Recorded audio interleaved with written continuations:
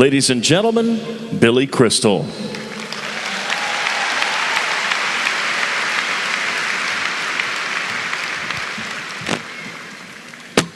Thank you, ladies and gentlemen. We're at the halfway point.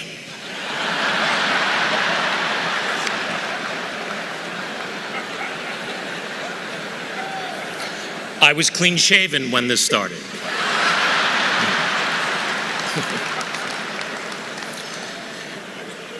Dear Lonnie, family, friends, Mr. President, members of the clergy, all of these amazing people here in Louisville. Today, this outpouring of love and respect proves that 35 years after he stopped fighting, he is still the champion of the world.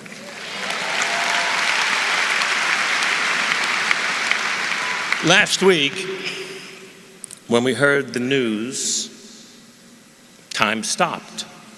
There was no war, there were no terrorists, no global catastrophes. The world stopped, took a deep breath, and sighed.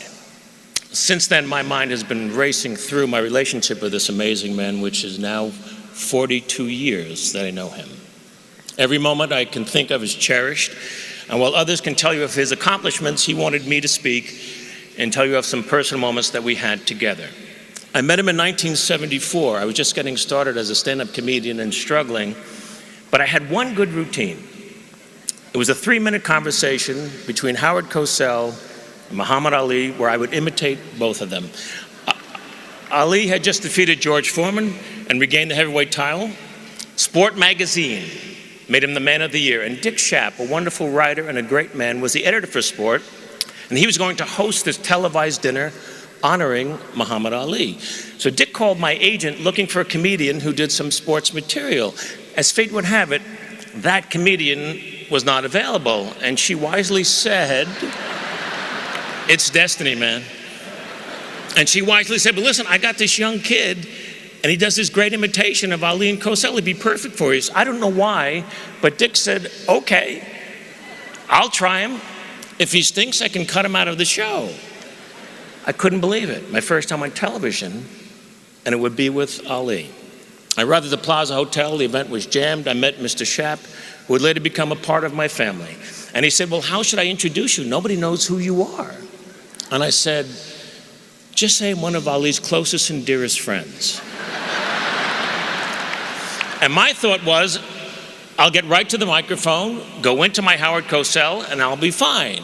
And then I nervously moved into the jammed ballroom, and that's when I saw him for the first time in person.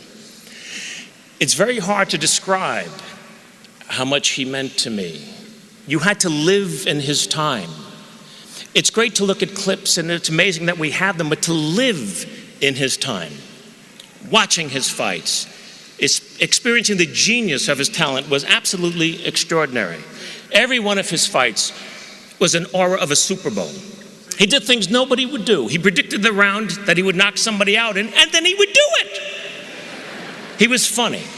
He was beautiful. He was the most perfect athlete you ever saw, and those were his own words.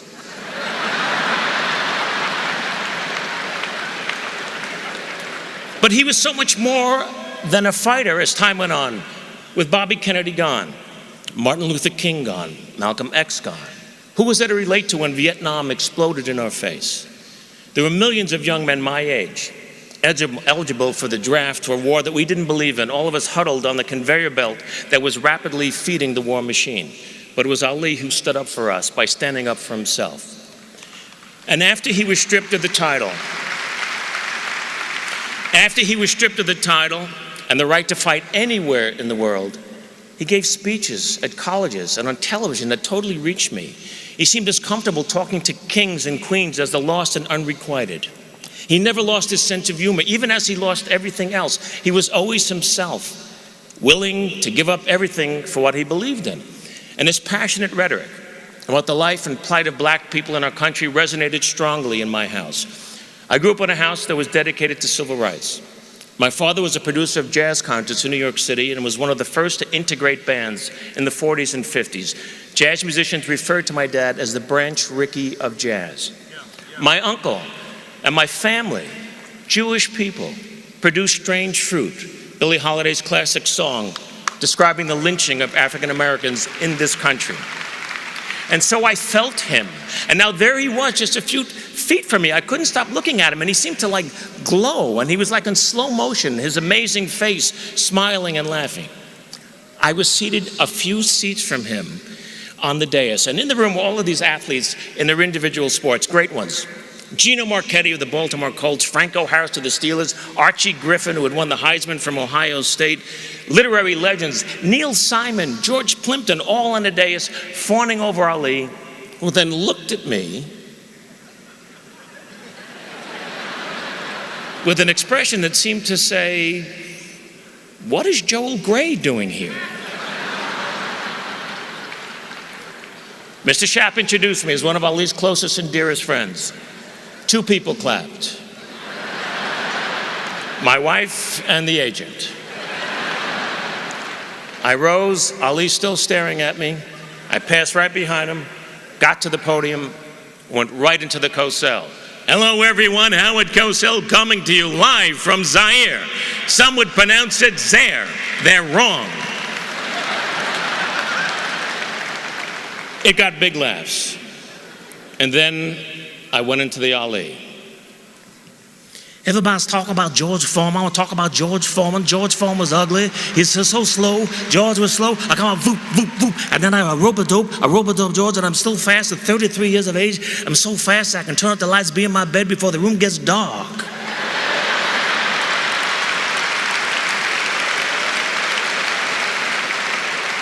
Howard, I'm announcing tonight that I got new religious beliefs. From now on, I want to be known as Izzy Yiskowitz. I am now an Orthodox Jew. Izzy Yiskowitz, I am the greatest of all time. The audience exploded. See, no one had ever done him before. And here he was, a white kid from Long Island, imitating the greatest of all time, and he was loving it.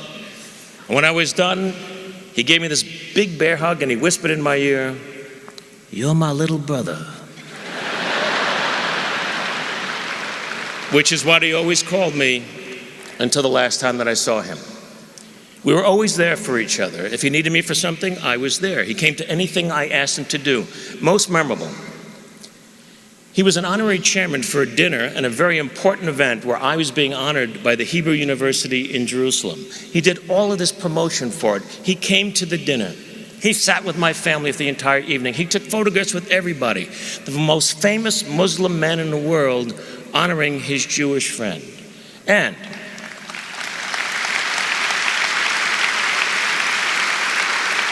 because he was there, we raised a great deal of money, and I was able to use it to endow the university in Jerusalem with something that I told him about.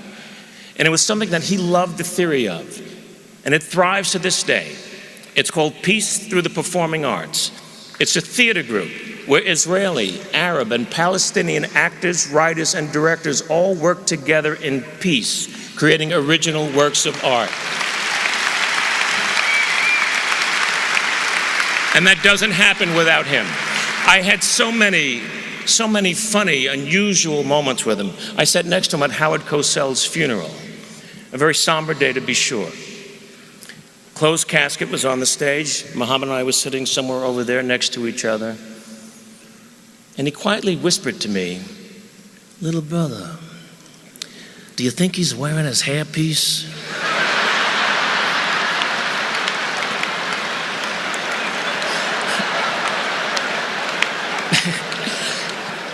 So I said, "I don't think so." "Well, then how will God recognize him?"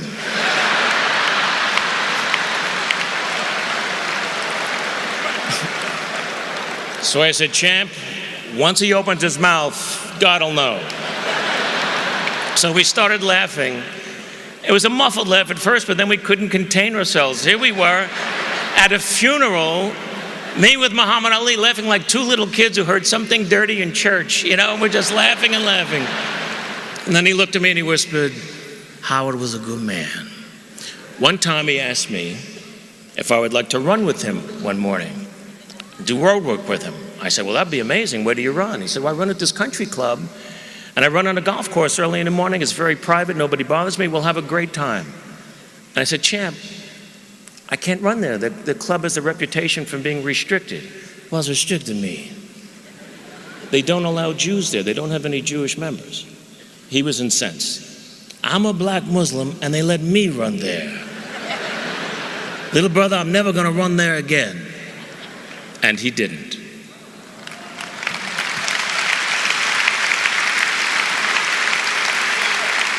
My favorite memory perhaps was 1979. He had just retired, and there was a retirement party at the Forum, Los Angeles, for Muhammad and 20,000 of his closest friends in Los Angeles.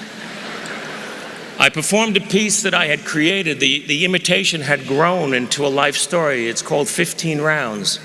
And I play him from the age of 18 until he's 36, ready for the rematch with Leon Spinks. I posted it on the internet last week, footage that nobody had ever seen before of me portraying Ali, doing his life for him all those years ago in 1979. There were 20,000 people there, but I was doing it only for him. It's one of my favorite performances that I've ever done in my life. I sort of got lost in him. I didn't even know where I was at the end of the performance. And suddenly I'm backstage with another heavyweight champion, Richard Pryor. And Pryor is holding on to me, crying. And then I see Ali coming. And he's got a full head of steam, and he's looking only at me, and he nudged Mr. Pryor aside, and he whispered in my ear with a big bear hug, little brother, you made my life better than it was. But didn't he make all of our lives a little bit better than they were?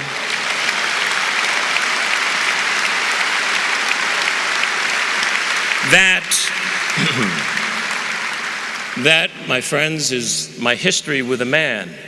And I've labored to come up with a way to describe the legend.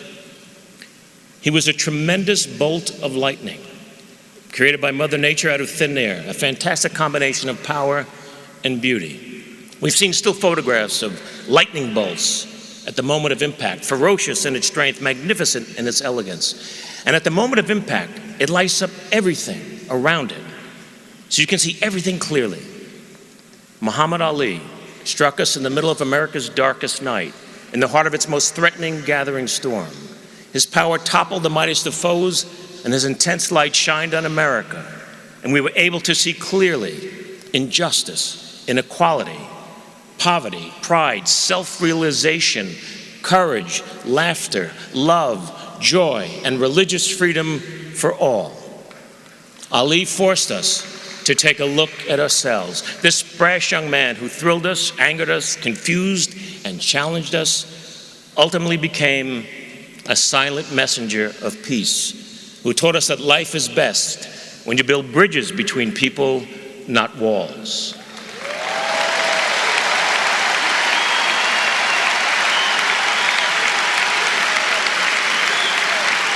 My friends,